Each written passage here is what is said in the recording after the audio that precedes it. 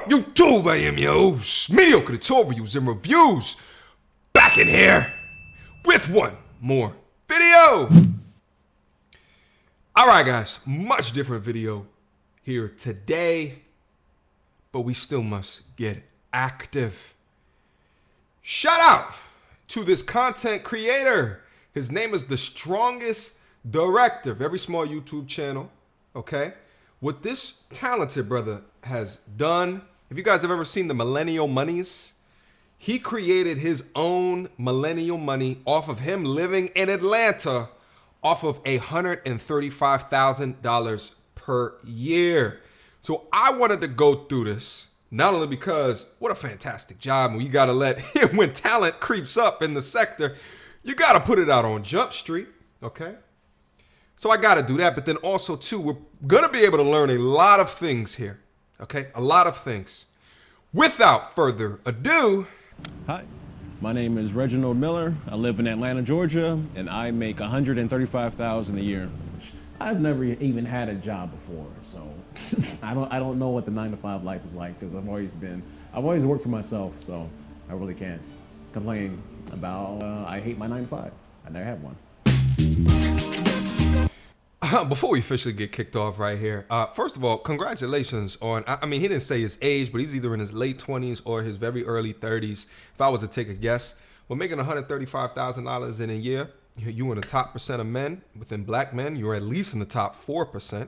Congratulations, brother. All right, let's keep going.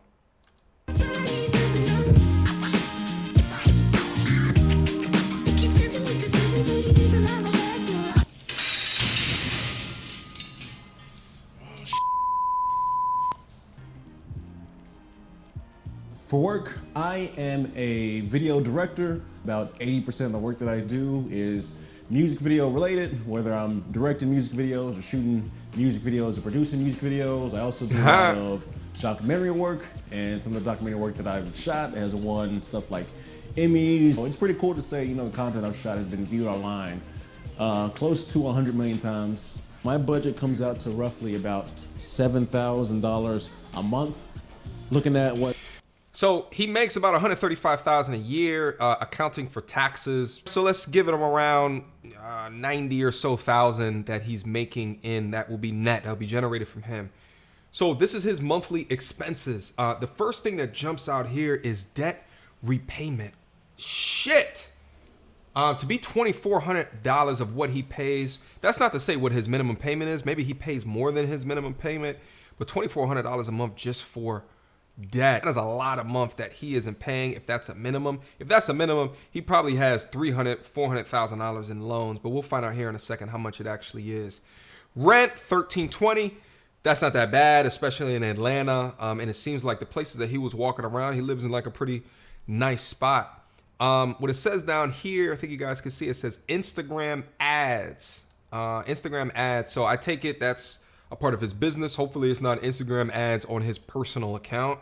So the next one, eating out, $600 for eating out. That's a lot. He eats out almost every day. Car payment, damn, $540 a month.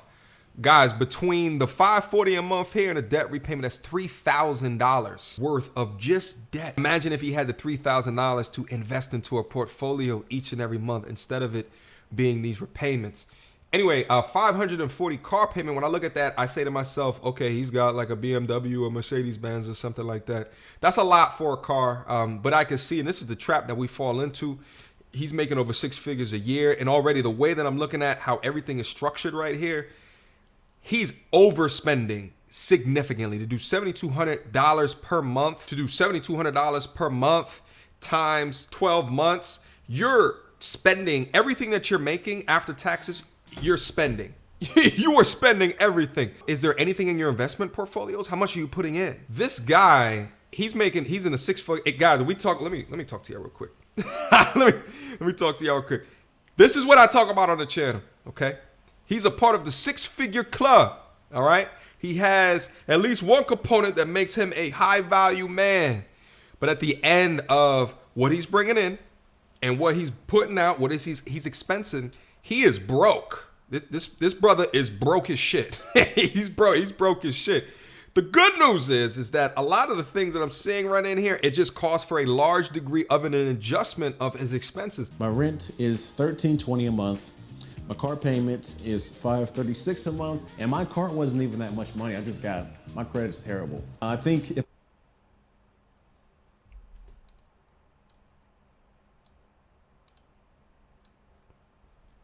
No.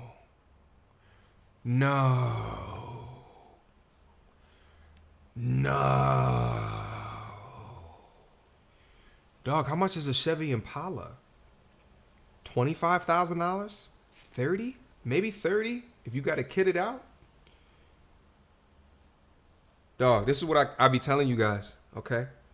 Now, because he had not worked on and protected his credit throughout his life, he went off and he probably needs a car, especially in Atlanta. I know it's a dispersed city, okay? Depending upon where you live at in Atlanta, right? And he goes in and they proceed to take a sledgehammer and beat him completely over the head because he came in with a 600 credit score or whatever it was, okay? Guys, protect your credit, all right? Get yourself a credit card. Only pay for things that you can afford. Use them for the rewards. Pay it off at the end of the month, okay? Use them for the rewards. Pay it off incomplete at the end of the month. If you cannot afford it, then this is what can happen. On a $30,000 car, he should be paying at most $150 to maybe $200 a month for a car like this, but he's more than doubled that because of his credit rating, okay? Protect your credit. my credit's terrible. I think if I had good credit, my car payment would probably be around $300 a month, but they gave me like 29% APR, and then they put insurance on my car loan, so it's like I had to pay extra APR, and they put some car insurance thing on there to make the car payment like $50, $60 higher than it already was. $600 a month on dining out, because I go out for lunch every single day, and every single day that I go out for lunch, I'll buy lunch for somebody else, whether that's a friend, or if I'm not buying lunch for a friend, I will literally just buy lunch for a random person at the store. That could be if some girl, I'll buy lunch for a mom and her kids. You shouldn't be doing that. A homeless person outside, I'll buy lunch for them for the day. That really adds up into my like eating out expense. Dog, you shouldn't be buying anybody lunch. You shouldn't. You're broke. You're from what I see, this is a paycheck to paycheck situation. You should not be doing that. You're not quite there yet. You can give away free things once you work on your expenses, because you are broke right now. All right? Expenses, but it really doesn't bother me because I already spent so much money on my business. Everything else kind of seems like a small bill after you've gone through and spent $100,000 on your own personal business. I have 2 gym memberships, one at LA Fitness and then one at a different gym. Those are both $30 a month. I spend $750 a month on Instagram ads. When I was growing up, my parents were extremely, extremely, extremely cheap. I remember we would go grocery shopping at the dollar store. My parents would make sure that they had coupons for everything. They would always get the cheapest option when they were picking up groceries. I remember we would go out and get fast food. My parents would be like, you got a $3 limit for fast food. I know a lot of people will say. This is super interesting. And I was thinking through this as well, is that, so I grew up and I had my pops, you could probably describe him as a thrifty. I was a Payless baby. You understand what I'm saying? And I think like I take a lot of what he taught me and I use it kind of like within my thinking of how I purchase things and at what rate and the budget that I use to do that. And I would say like growing up under that, that was my tutelage and that's what I did. But I got to also think as well, not everyone is like that. You may grow up under that and think that because you did it and then now that you're making money, you should do the complete opposite. And I would say that it also was a great deal of balance within your life, right? It doesn't mean that because you're now in the 6-figure club, you can just give and give and give and not worry about it because you're probably making more money than what your parents did, which a lot of us are. But it seems as though he has a negative reaction to the type of discipline that his parents were trying to instill in him now that he has a good salary. But let's get back in there. That they're cheap because they learn how to be cheap and frugal from their parents. But for me, it was the complete opposite. So instead of me being frugal and cheap, I was like, when I grew up, I never want to have to worry about money or be stressed out about how much stuff costs, because that's what I had to see my parents deal with. So I always told myself I'm gonna just work hard so I don't have to worry about how much stuff costs. So now when I go out, I go to a restaurant, I go to the grocery store, or if I'm at the mall and I'm shopping, I really don't check the price tag on anything. Yeah. And the only time I That's do clear. check the price tag is if I'm at the store and I can't decide between two options. I'll normally just buy whatever is the most expensive, or if I'm at a restaurant and I can't decide what to eat, I'll normally just get the most expensive thing on the menu, because I just assume that that's gonna be the best because it costs the most money. So even though I had a full ride to college, I had 5 years of college completely free, I still ended up getting quite a bit of student loan debt because I was pulling out all my student loans in college just so I could have spending money, which is terrible to do, but it's not too bad. He was using his loans. He had a full ride. He's using his loans to pay for normal expenses. Guys, I've been talking about this on the channel all day. All day, you have to practice a degree of self-discipline with your finances. You have to do that, because if not, look at it. He has an extra $2,400 that he's paying every month.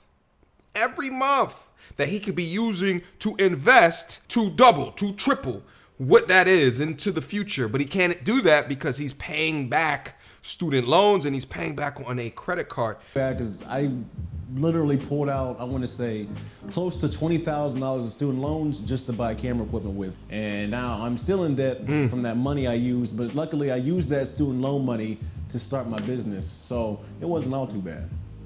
Now, in March, I was quite a bit depressed because I had so many plans on making so many investments, getting my passive income up, getting other streams of income going up this year, but that was all shut down when the country was shut down. So I was a little bit depressed for a few months, and I actually had to stop.